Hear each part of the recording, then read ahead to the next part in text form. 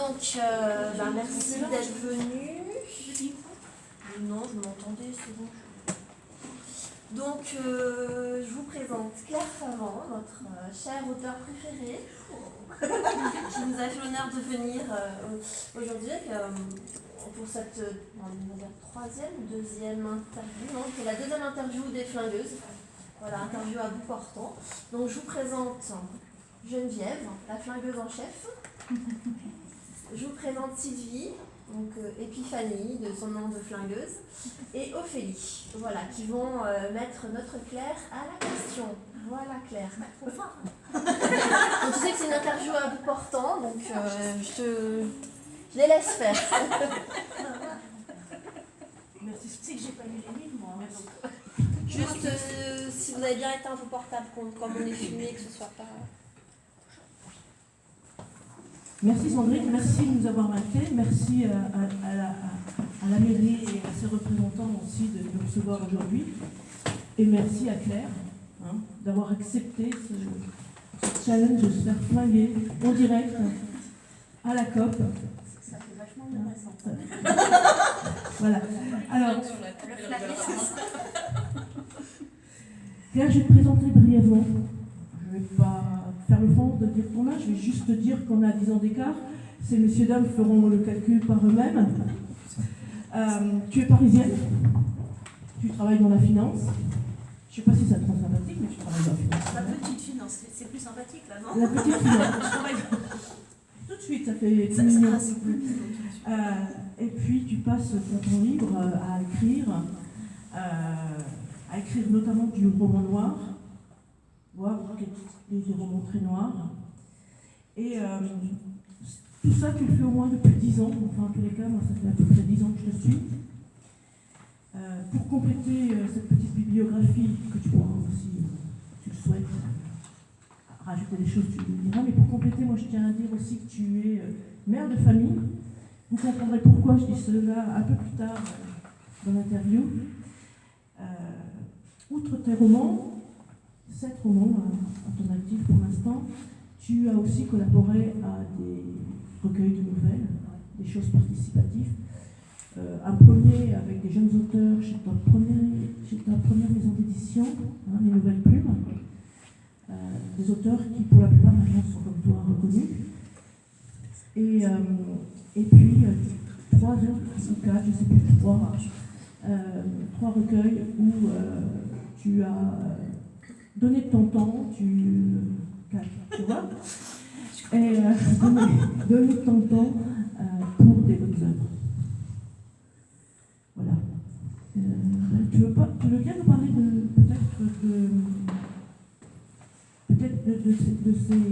ces premières créations, on va dire, uniques et courtes? La nouvelle? Oui. Donc j'ai participé, donc ces recueils, c'était donc à la base c'était Fabien, justement Hérissou qui avait initié donc les auteurs du noir face à quelque chose. Donc moi j'ai participé à celui qui s'appelle Santé, Irradier et Don. Et j'ai fait aussi par contre c'était beaucoup plus petit en termes d'investissement d'écriture, mais j'ai fait le recueil du concierge masqué avec une donation pour les maladies du ventre. Voilà. Donc moi franchement, tant que j'ai des idées, ça ne m'empêche pas de participer. Après, j'ai été sollicitée d'autres fois sur des thèmes qui ne m'ont pas forcément inspiré. Je ne vais pas faire dire oui pour prendre la place de quelqu'un pour faire quelque chose qui ressemble à rien. Donc vraiment quand ça me parle, je participe. Moi ça me fait plaisir. Et puis si ça peut aider à mon modeste niveau, ça me plaît. Investi donc. Oui, de toute façon, moi c'est bien, c'est quelque chose en plus qu'on fait tous ensemble, qui est pour des bonnes actions, donc investi. Faut que je bosse, hein. Ouais, bosse un peu. Allez, Moi j'ai assez bossé. Sur le micro. Non, tu vas le garder. Éteins-le, celui-là, peut-être. Ouais. Est-ce qu'on en a besoin? Non. C'est fort, c'est pas nécessaire. C'est pour le... Non, mais vas-y, c'est bon, t'entends. Je pense que... Sans micro, c'est mieux. Tu as commencé par un diptyque en frappant très fort dès le début. Tu as d'ailleurs poursuivi dans cette veine et tu es reconnu pour ce côté sombre dans ton écriture, ce qui tranche quand même assez avec ton sourire permanent et ce rire que j'adore entendre résonner sur tous les salons où je te croise et tous les endroits où on a la chance de se rencontrer. Quelles sont les influences? Qu'est-ce qui t'a amené à écrire des choses aussi sombres? Moi, en fait, c'est depuis toujours. Hein, j'ai toujours aimé les choses un peu dures. Donc, je me dirigeais vers du Stephen King, des choses assez dures. Et un jour, ma mère a refermé un livre. Donc, bon, elle est importante puisque c'est un peu des transmissions familiales. Elle, c'est sa grand-mère qui lui a donné envie de lire. Donc, moi, c'est ma mère qui m'a transmis ce goût-là aussi. Et un jour, elle referme un livre en disant je n'avais jamais lu une histoire comme ça, c'est une histoire de tueur en série, donc moi honnêtement, j'en avais jamais entendu parler, sincèrement, je ne savais même pas ce que c'était. Et elle me dit c'est formidable, et puis comme moi je les ai déjà lus, Stephen King, tout ça, bah, elle me le passe. Et c'est Fête fatale, donc qui est, moi ça a été un bouleversement dans mon référentiel, d'un seul coup je savais que c'était ça que je voulais lire, quoi. C'était vraiment... ce goût s'est confirmé puisque j'ai commencé à lire des tas de romans sur les tueurs en série, donc beaucoup, à l'époque quasiment tout ce qui sortait, je le lisais. Bon, après j'ai fait une pause, j'ai lu un peu d'autres choses et puis quand je suis revenue, c'est vrai que ça a toujours été quand même ma came, quoi. Donc un jour, moi j'écrivais déjà d'autres choses, mais bon, depuis pas mal de temps, et je me suis dit pourquoi je n'allierais pas ce que j'aime lire et l'écriture en fait. Et donc, avec mes manques, entre guillemets, c'est-à-dire que Le tueur intime, justement, c'est un livre qui répond à la question pourquoi et comment un homme peut devenir comme ça. Et c'était vraiment, moi, ce qui m'intéressait dans le sujet. La violence pure, juste du découpage ou du sang, c'est vraiment pas ce qui me motive dans le sujet. Moi, ce qui m'intéresse, ça va plus être les interactions psychologiques, comment le tueur en arrive là, qu'est-ce qui a fait que par moment il va muter, c'est vraiment cet aspect... qui moi m'interpelle, et donc ce livre il est né comme ça, c'est-à-dire de vouloir à la fois travailler sur ce que j'aime moi lire et d'en profiter pour écrire le livre que moi j'aurais aimé lire. Et puis finalement je ne devais pas être toute seule parce qu'il a quand même rencontré son petit succès, donc c'est que je ne devais pas être la seule à me poser les mêmes questions de façon romancée bien entendu. Oui, et puis cette trame psychologique on la retrouve dans quasiment tout ce que tu as écrit. C'est ce qui m'intéresse sincèrement, ta patte, oui. Voilà. Alors, pour les 6 premiers romans, pas le dernier, tu les places tous aux États-Unis. L'intrigue se passe aux États-Unis. Alors, pourquoi ce choix de délocaliser ton intrigue et pas de le faire en France, qui est ton pays et que tu connais bien? Moi, en fait, j'écris, c'est comme la lecture, j'écris pour me dépayser. Donc, quasiment, même les romans off que j'ai pu écrire, il n'y en a aucun qui se passe en France. Les seules choses qui se passent en France, ce sont mes nouvelles. La plupart du temps, c'est les seules qui se passent ici. Et donc, moi, c'est vraiment cette recherche d'évasion. Et jusqu'à, effectivement, le dernier, moi, j'avais la sensation, dès que j'essayais de me projeter en France, pof, tout s'éteignait, quoi. Je me retrouvais en noir et blanc, pof, avec plus aucun volume. Enfin, vraiment, ça me coupait toute inspiration, parce que là, c'était la réalité. Donc, c'est difficile. Moi, ce que je recherche, c'est de m'amuser aussi en tant qu'auteur, autant que je cherche à m'amuser en tant que lectrice, avec des trucs horribles, d'accord. mais c'était un peu, c'est le but. Et donc voilà, c'est pour ça que d'une part, c'est ça. Oui, mais je le sais. Tant que ça monte, oui. Et c'est vrai que du coup, non seulement c'était une problématique personnelle, mais en plus, vu le thème des tueurs en série, alors j'ai toujours dit attention, je ne dis pas qu'il n'y en a pas en France, mais en fonction des gens, des copains auteurs policiers avec qui j'en parle, je n'ai jamais eu une version unique du traitement des tueurs en série en France. Et en conséquence, plutôt que de faire n'importe quoi, je me dis au moins là-bas, on a tous le même référentiel, avec la police locale, le FBI qui intervient à la demande ou pas, enfin voilà. Et le FBI qui permet de créer une équipe qui, elle, va pouvoir se déplacer et donc qui va permettre de donner justement une équipe auquel le lecteur peut s'attacher. Voilà, c'est pour ça vraiment, et puis surtout l'espace, quoi. Enfin, c'est vrai que moi ça me faisait un peu plus triper qu'ils voyagent d'une côte à l'autre plutôt qu'en France de rouler à Tourcoing, quoi. Voilà. Enfin, c'est... Oh, mais là, c'est pour les... C'est ça, voilà. Qu'est-ce que t'as contre le Nord? Mais non, mais allez, Lille, Marseille, quoi. Voilà, quand même, voilà, voix grande. Donc, tu as un espace de liberté qui est beaucoup Voilà, plus c'est grand, ça. et aussi dans l'enquête, vu que les règles sont quand même un peu... C'est-à-dire que chaque État, en plus, on a ses propres règles. Donc ça nécessite, par exemple, si je veux une condamnation à mort, il faut que je place certains meurtres dans des États où il y a encore la peine de mort, ou les autres. Enfin voilà, ça. Mais en même temps, c'est vraiment cette distance, ces grands territoires, ces petites villes avec voilà, la possibilité malgré tout de vivre quand même caché dans une grande place. Quoi, voilà. Alors, du coup, comment tu fais tes recherches? Parce que comme c'est un pays que tu connais pas, est-ce que tu vas sur place? Est-ce que tu utilises uniquement Internet? Alors non, je vais pas sur place en fait. Mais je vais même avouer sur les deux premiers, le tueur intime et le tueur de l'ombre, c'est vrai qu'à ce moment-là, j'étais pas aussi pointilleuse que maintenant. À partir de Apnée Noire, j'ai carrément vraiment été sur Google Maps, je regarde les villes, je regarde les rues. Logiquement, ça commence à être un peu plus précis géographiquement que sur les deux autres. C'est vrai que sur les deux autres, en termes de géographie, voilà, je situais ça, mais pas de façon aussi précise. Par exemple, sur les 200, j'ai carrément été dans des agences immobilières pour visiter des maisons. On m'a contacté. Vous êtes intéressé?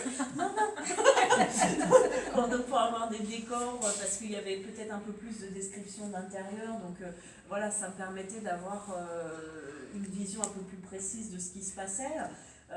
Voilà, donc c'est ça. Sur Dompteur d'Ange, par exemple, tout l'itinéraire, je l'ai vraiment fait. J'ai visité les villes, enfin visité pareil sur Google Maps pour avoir un peu l'ambiance de chaque ville. Mais bon, enfin, c'est vrai que là-bas, ou même les campings par exemple, c'est vrai qu'il y a toute une part de camping où dans certains coins, ils ont des campings comme nous, très arborés et tout. Et quand on arrive sur la côte, c'est des parkings, rien de plus.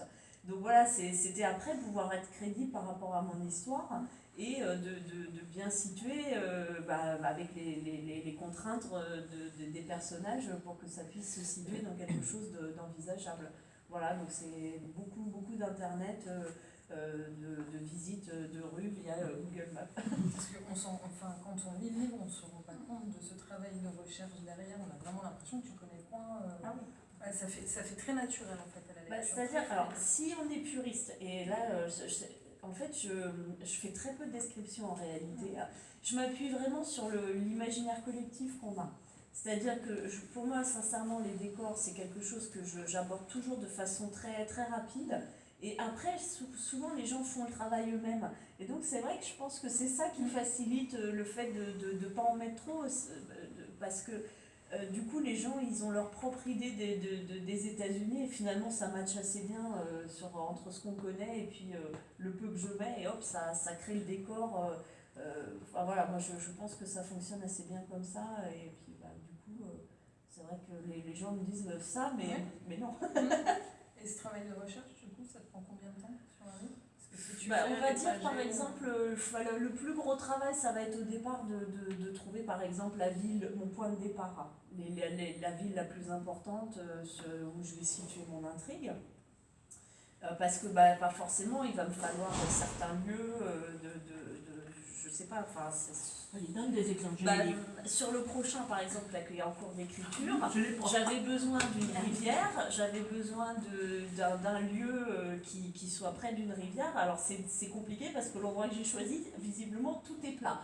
Donc là, je suis un petit peu mal, ça ne correspond pas trop à mon décor. Alors là, il ne faudra pas trop m'en vouloir. Là, je ne collerai pas vraiment à la réalité. Mais voilà, j'ai bien trouvé ma ferme qui est près d'une rivière. Qui est assez éloigné de la route. Bon, je l'ai un peu plus éloigné pour mon histoire, mais bon, voilà, j'essaye de représenter les choses grâce à ça. Okay. Alors, dans chaque roman, sauf le dernier, tu as un psychopathe. D'où te vient cette fascination? Parce qu'on a vraiment l'impression que tu es fasciné par ce type de personne. Il y a du traumatisme, notamment dans Dompteur d'Ange, qui est un élément déclencheur et assez fort. D'où te vient ce côté, est-ce que cette passion des tueurs en série, est-ce qu'elle est liée? Est-ce que c'est le psychopathe qui t'interpelle et qui est aussi ton moteur dans l'écriture? D'où ça vient? Mais ça va être... Oui, de toute façon, c'est clair que c'est quelque chose qui m'intéresse. C'est moi. Mais ce qui m'intéresse, c'est vraiment tout l'aspect psychologique. Comme je dis, j'ai toujours dit, moi, la violence, je sais l'utiliser. Je pense que je l'ai prouvé avec le tueur intime et le tueur de l'ombre. Mais si j'en ai pas besoin, je l'utilise pas parce que ça dépend des ressorts de mon intrigue. Donc vraiment, dans le sujet des gens, des psychopathes, ça va être qu'est-ce qui se passe dans la tête des gens, quoi. Qu'est-ce qui peut, à un moment donné, faire vriller, ou même avec une genèse comme par exemple dans le tueur intime, quelque part, ce que j'aime aussi créer, c'est une espèce d'empathie pour des personnages où on découvre au final que c'est des monstres. C'est quelque chose, moi, qui justement fait partie intégrale du jeu, que j'aime développer avec le lecteur. Alors, des fois, on a quand même de l'empathie tout le long du roman. Je ne dirais pas lequel, mais tu as quand même des psychopathes pour lesquels... Moi, c'est sincèrement, tout le long du roman, j'ai eu de l'empathie, alors que c'est horrible ce qu'il fait. Oui, mais on en a parlé tout à Voilà, l'heure et j'ai, pareil, jusqu'au bout, j'ai eu de l'empathie pour le j'aime bien personnage. parce que c'est sincèrement tout le monde, je pense, a un bagage, un potentiel de faire des choses horribles. Enfin, on voit l'humain, sincèrement, c'est quand même pas une gentille créature, faut quand même être honnête. Il y a très peu de moments où l'humain se montre sous son meilleur jour, et franchement, des fois il faut pas grand chose pour briller, qu'il y ait toute une meute qui suive en plus sur quelque chose d'horrible. Donc c'est vrai que ça, sincèrement, ce potentiel, ça veut pas dire qu'il n'y a pas la capacité d'expliquer, voilà, comment quelqu'un en est arrivé là. Et si on explique, eh ben on admet que ça reste un humain à part entière, et que peut-être avec d'autres bases, une autre famille, une autre éducation, peut-être ça aurait fait quelque chose d'autre, et ça serait resté des gens qui seraient restés comme nous sur la ligne. Donc ce serait la construction initiale. Ouais, c'est ça. Franchement, qu'à un moment... Mais en fait, c'est quelqu'un qui m'a dit une fois, mais dans vos livres, il y a toujours le traumatisme d'enfance. Et c'est vrai que je n'avais jamais fait le lien, mais finalement, oui, globalement, il y a toujours la notion de construction. Et moi, ce que j'essaye, c'est justement pour pas l'avoir fait dans ceux-là et pas dans les autres, de toujours expliquer comment quelqu'un vrille et comment il devient un tueur en série ou un psychopathe. De toujours donner l'explication. Ah, c'est pas moi. C'est pas le tout de faire l'éventail. On m'a dit que c'est présentoir, je fais présentoir. Pas trop mal. Un meuble doué de parole. Voilà ce que je suis, un meuble. On a parlé de... En fait, on a parlé de 6 romans d'un coup, là, mais on les a même pas présentés. Est-ce que tu voudrais pas nous dire un petit mot de chaque, oui, quand même, pour donner un petit peu l'envie, hein. Il y a des choses qui peut-être plairont plus que d'autres à nos auditeurs, si je puis dire. Donc le tueur intime, donc c'est voilà. Alors là, vous êtes obligé de lire les deux. Si vous commencez le premier, de toute façon, vous ne pouvez pas. C'est ce que j'expliquais, donc c'est-à-dire celui-là en fait, c'est vraiment pourquoi et comment. Comment un homme peut devenir un tueur en série. Donc c'est toute la genèse. On commence alors que le personnage a 15 ans, donc le suspense c'est pas qui est-il, mais vraiment son parcours, quoi, ses mutations, ce qui se passe dans sa tête, les interactions avec ses victimes. Enfin voilà, c'était vraiment cet aspect-là. Et puis quand on apprend à le connaître, après il y a le FBI qui entre en scène, et donc c'était démêler ces scènes de crime pour essayer de remonter jusqu'à lui. Donc ça c'était vraiment un roman qui n'excluait pas la violence, mais qui était vraiment très axé psychologie. Le tueur de l'ombre, alors là, celui-là, moi je me suis bien amusée parce que c'est un livre où justement j'essaye de jouer avec les codes et avec les certitudes du lecteur. Il est génial. C'est les deux, hein, parce que là on voit Will, enfin on voit sa construction. Ouais.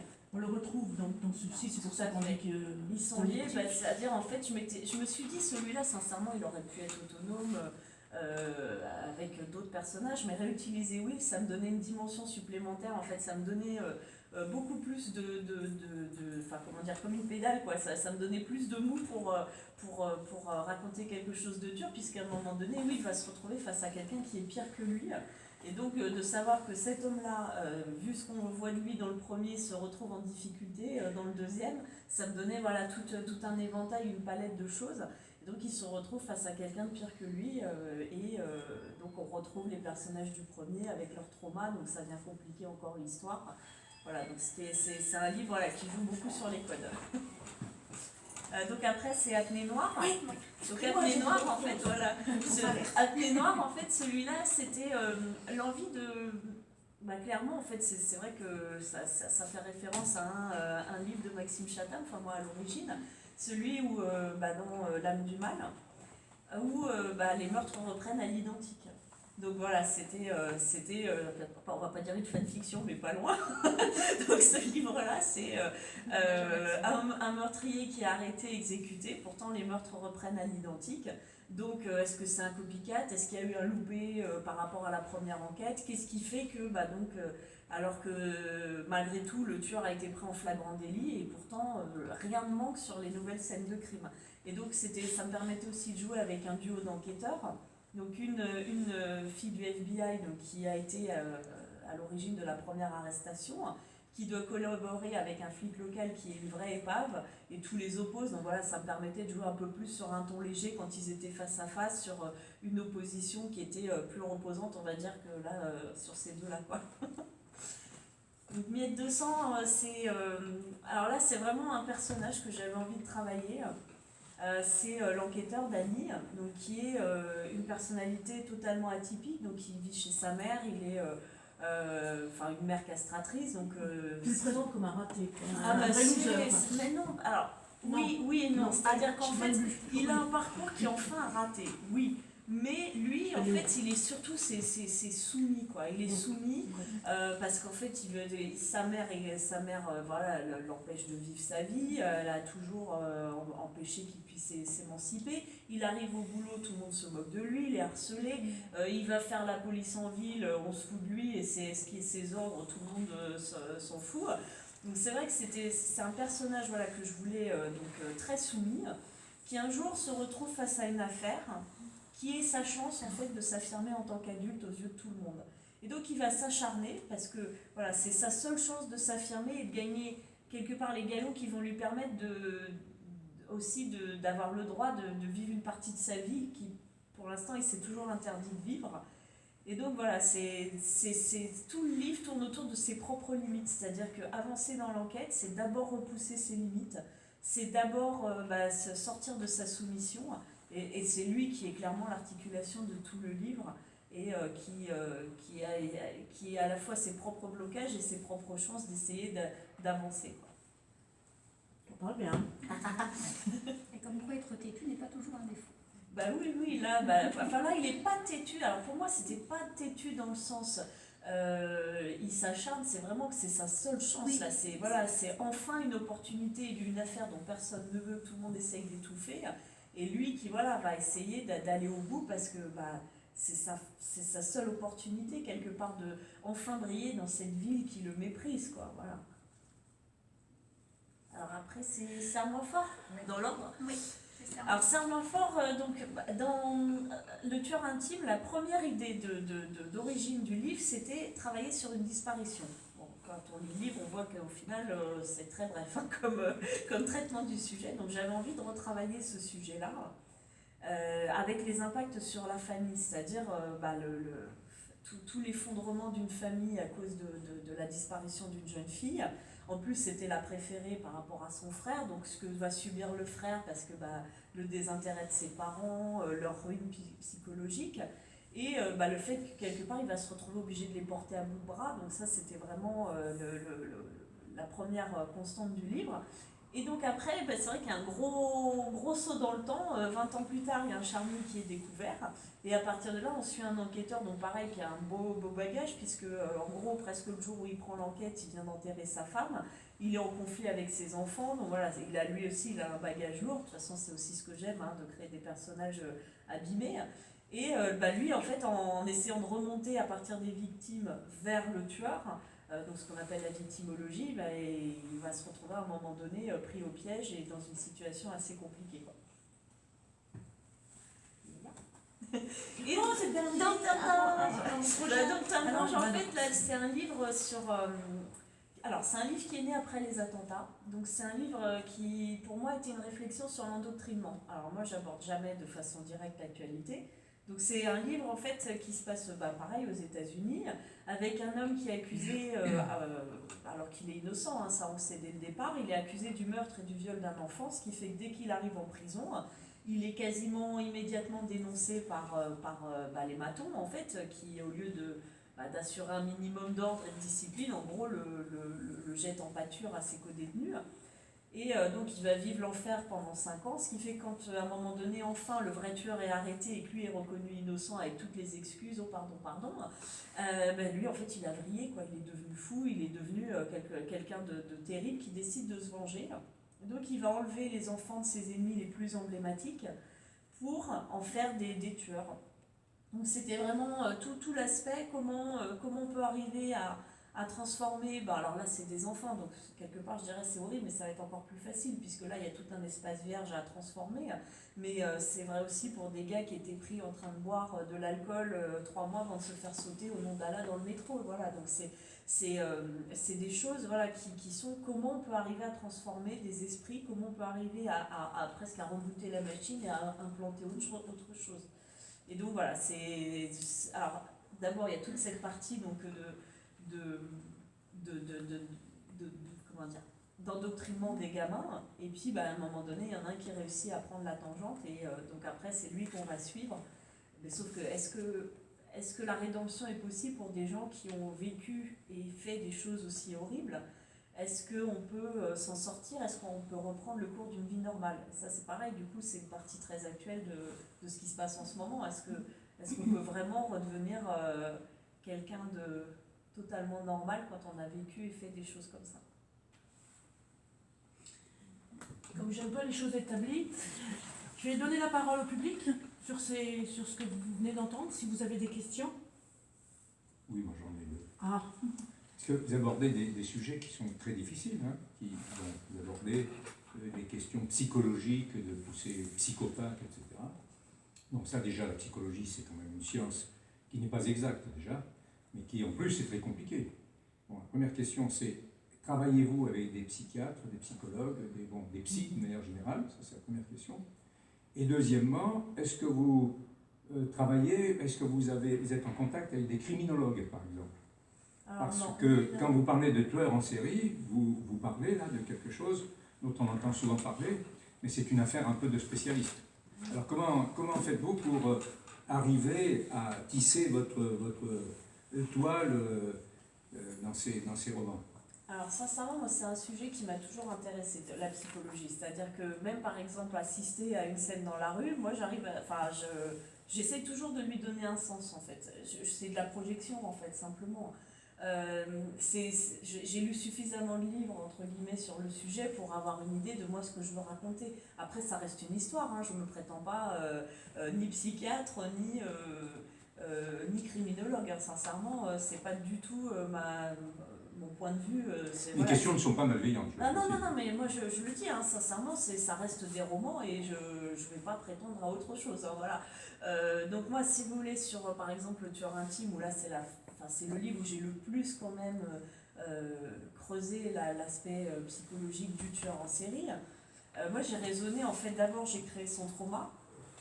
Ensuite, j'ai travaillé en miroir sur sa victime, c'est-à-dire, puisque c'est ce qu'on appelle la signature, hein, c'est-à-dire la signature, c'est la matérialisation sur la victime de ce qu'a vécu, ou de ce qui a traumatisé le tueur à un moment donné. Et donc après, le mode opératoire, tout ça, après, ça on va dire, c'est un peu plus anecdotique que vraiment la signature. Et après, c'est tous les événements sont amenés par des choses logiques. C'est-à-dire, j'ai rien fait C'est-à-dire, par exemple, à un moment donné, le tueur va muter, va avoir une crise de colère parce qu'il a vu quelque chose, parce qu'il a vécu quelque chose qui va faire qu'il passe dans un stade différent de sa colère, et donc il va y avoir des variations sur ces scènes de crime qui sont totalement expliquées. Voilà, moi, vraiment, j'ai travaillé, c'est vraiment de la logique et de la projection après sur les interactions psychologiques. Et puis encore une fois, c'est des livres que j'aime lire, donc j'ai quand même suffisamment de vécu de lectrice pour avoir des schémas de comportement, et puis des recherches aussi sur internet pour coller à... En même temps, c'est un sujet qui a été quand même bien décortiqué, donc voilà, je me suis calée sur ce que j'ai pu récupérer comme information pour bien creuser. Encore une fois, c'est du roman et je ne prétends pas... non, d'ailleurs, tu as raison de dire que c'est du roman, parce qu'en fait, tu donnes chair à ces personnages, Oui. Vraiment.